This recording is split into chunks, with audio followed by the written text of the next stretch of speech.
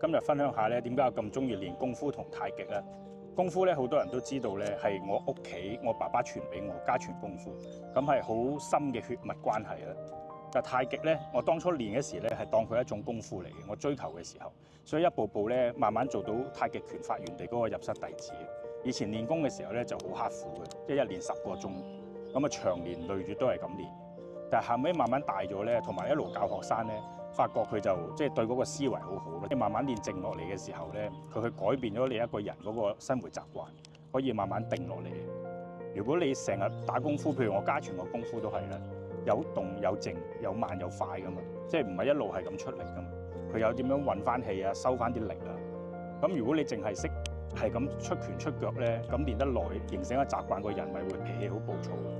所以傳統嘅功夫咧，佢係有一個正確嘅方法嘅，即係所謂有剛有柔啦。你諗下，如果你日日係咁出拳出腳，個人咧就好敏感、好暴躁啊，生活上咧都會影響。所以我哋練拳嘅時候咧，要識點樣收翻入嚟啦。無論練拳啊，剛同柔都係嘅，即係柔勁。譬如我出完力，但係功夫咧就始終都係出力嘅。問題係出力嗰時咧，點樣識收翻到氣同埋力？點樣定住個人？控制個思維。其實講到尾咧，都係控制個身體同埋思維。呢個就係中國傳統講嗰啲陰陽理論。